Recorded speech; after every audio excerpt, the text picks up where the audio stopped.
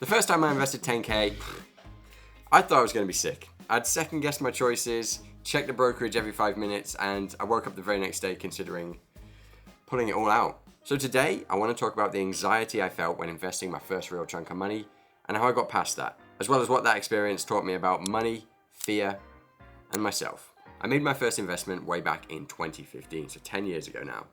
I bought 10 shares of BMW stock for £644. I then mostly forgot about it for a few years until 2019 when I bought £650 worth of HSBC shares and £989 worth of Shell shares. And at the time, I was nowhere near as financially literate as I wish I had been, but I dipped my toes in.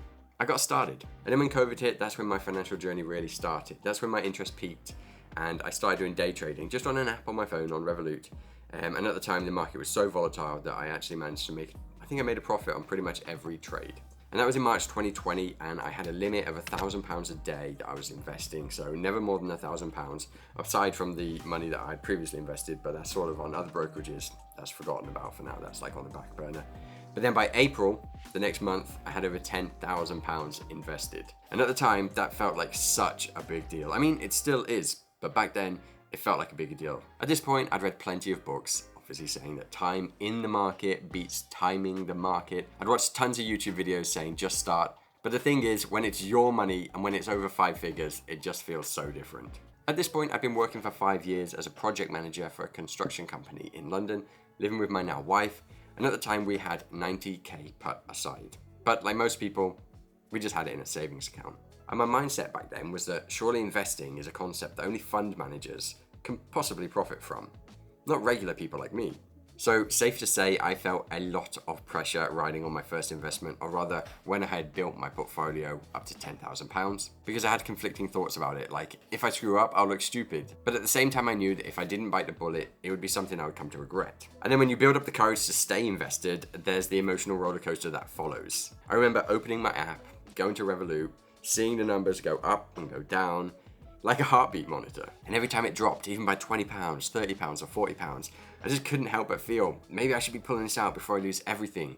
The anxiety was at a maximum. And then you've got the COVID headlines. These obviously didn't help. Every time I saw a recession warning, stock market crash, or inflation hits record highs, my stomach just sunk. And it's funny because when you're on the outside and you're not invested, and these headlines don't really impact anything that you've got money involved with, you don't really listen to it and it's just noise. But when you've actually got money in the market, you feel like it's all directed to you. Comparing myself to other people was a problem as well, because you'd see other 20-year-olds on Instagram, on YouTube, 30-year-olds, whatever it may be, showing you their 6-figure portfolios and talking about investing over £1,000 every single month. And there I was with my £10,000 invested, but already feeling like I was behind. And the problem is that comparison made the anxiety even worse. Like no matter what I did, I was always playing catch up and I was always behind. And honestly, even at this point, there were so many times where I nearly pulled the plug. I thought, maybe I'll just put my money back into a savings account, or I'll wait for the market to drop and it'll be safer to invest at that point.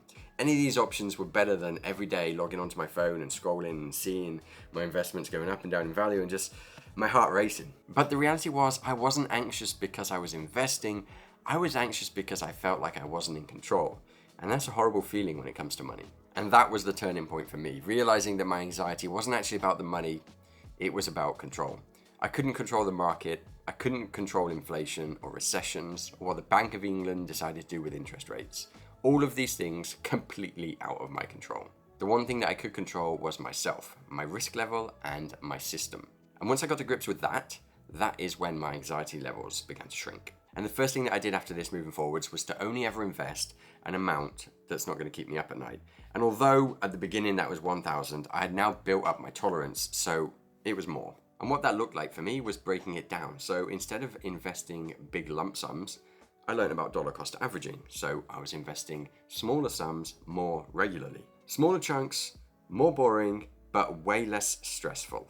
Another thing I would do was plan my investments. So instead of just YOLOing, opening my phone, looking at apps, maybe checking out their price per earnings ratio, but not really understanding what it fully meant, was to plan my investments in advance. Because I was using Revolut to invest at this point, the issue with that is Revolut at the time, not 100% sure about now, but at the time, only allowed you to invest in individual stocks within the US stock market.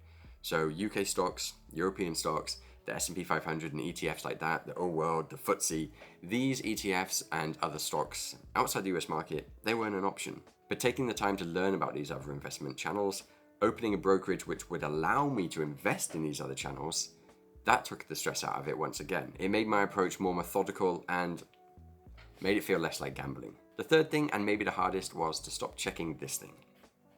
To stop logging on every day, every 5 minutes to see whether my stocks were up, whether they were down.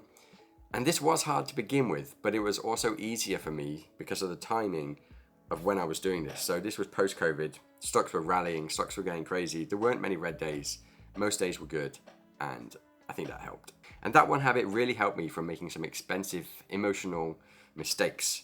And I still practice it to this day. I don't really lift up my phone to check.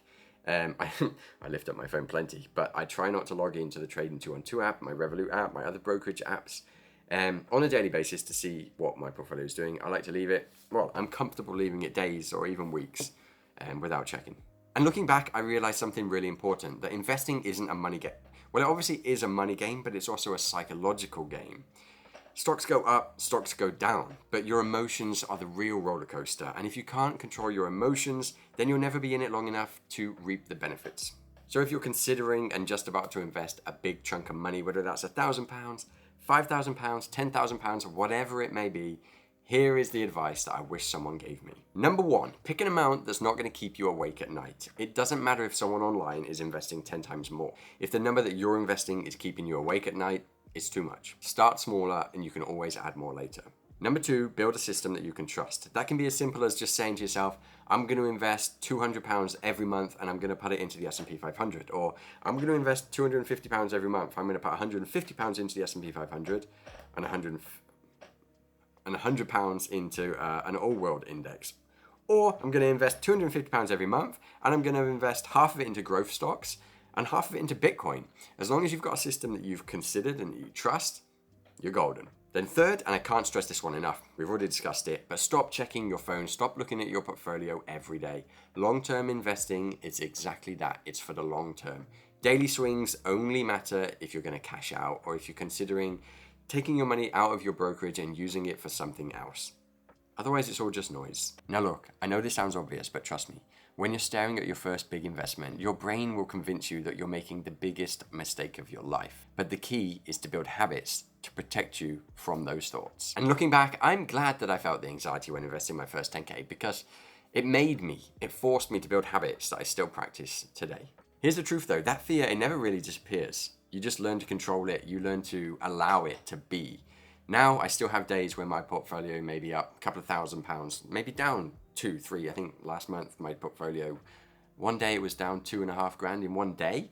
So that little knot inside your stomach, it's still there, but you just have to allow it to be. But it's always going to be there. If you found this video helpful, please subscribe. I've got more videos coming on the emotional side of investing that people don't really necessarily talk about.